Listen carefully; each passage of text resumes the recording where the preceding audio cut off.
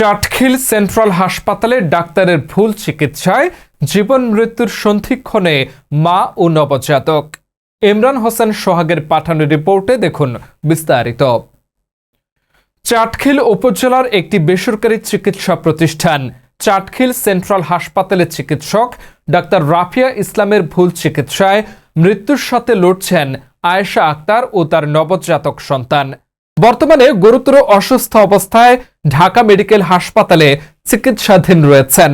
পরিবার সূত্রে জানা যায়, বিগত 21 ফেব্রুয়ারি শনিবার সকাল 9:30টার দিকে উপজেলার ধর্মপুর পালের বাড়ির রুবেলের স্ত্রী আয়েশা আক্তার প্রসব বেদনা নিয়ে চাটখিল সেন্ট্রাল হাসপাতালে ভর্তি হন। পূর্বে চাটখিল স্কয়ার হাসপাতাল সহ বিভিন্ন হাসপাতালে চিকিৎসকরা তার স্বাভাবিক প্রসব অর্থাৎ নরমাল ডেলিভারি সম্ভব বলে জানিয়েছিলেন। তবে হাসপাতালে ভর্তি হওয়ার পর স্টাফরা দ্রুত সিজারিয়ান অপারেশন প্রয়োজন বলে পরিবারের সদস্যদের চাপ প্রয়োগ করে এবং এক পর্যায়ে জোরপূর্বক ওটি রুমে নিয়ে যায়। এরপর দুপুর 1টার দিকে পার্শ্ববর্তী বারাকা হাসপাতাল থেকে চিকিৎসক ডাক্তার রাফিয়া ইসলামকে ডেকে এনে সিজার শুরু করে। অপারেশনের সময় ভুলবশত প্রসূতির জরায়ু কেটে ফেলা হলে অতিরিক্ত রক্তক্ষরণ শুরু হয়। অবস্থার অবনতি হলে উন্নত চিকিৎসার জন্য দ্রুত ঢাকায় নেওয়ার পরামর্শ দেওয়া হয়। পরবর্তীতে রোগীকে তাৎক্ষণিকভাবে ঢাকা মেডিকেল কলেজ হাসপাতালে ভর্তি করা হয়। সেখানে তিনি গত 1 সপ্তাহ ধরে মৃত্যুর সঙ্গে লড়াই করছেন বলে জানান তার বাবা আহসানুল্লাহ।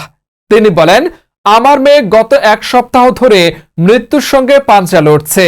হাসপাতাল কর্তৃপক্ষ প্রথমে ডাক্তারের ভুল হয়েছে স্বীকার করে এবং চিকিৎসার সব খরচ ডাক্তার বহন করবেন বলে আশ্বাস দেয়। কিন্তু এখন পর্যন্ত প্রায় 4 লাখ টাকার বেশি খরচ হলেও ডাক্তার আর কোনো যোগাযোগ করছেন না। গত 2-3 দিন ধরে একাধিকবার কল দিলেও তিনি কল কেটে দিচ্ছেন। এ বিষয়ে চাটখিল সেন্ট্রাল হাসপাতালের ম্যানেজার মোহাম্মদ শামীমের সঙ্গে যোগাযোগ করা হলে তিনি ভুল চিকিৎসার বিষয়টি অস্বীকার করে বলেন, আমরা রোগীর পরিবারের সঙ্গে ডাক্তারের যোগাযোগ করিয়ে দিয়েছি। ডাক্তার চিকিৎসার যাবতীয় ব্যয় বহন করবেন বলে আশ্বস্ত করেছেন। তবে অভিযুক্ত চিকিৎসক ডাক্তার রাফিয়া ইসলামের মোবাইল ফোনে একাধিকবার কল ও বার্তা পাঠিয়েও তার বক্তব্য পাওয়া যায়নি। ঘটনাটি এলাকায় চাঞ্চল্যের সৃষ্টি করেছে। প্রসূতি নারীর পরিবারের পক্ষ থেকে প্রয়োজনীয় আইনগত ব্যবস্থা নেওয়ার প্রস্তুতি চলছে বলে জানা গেছে।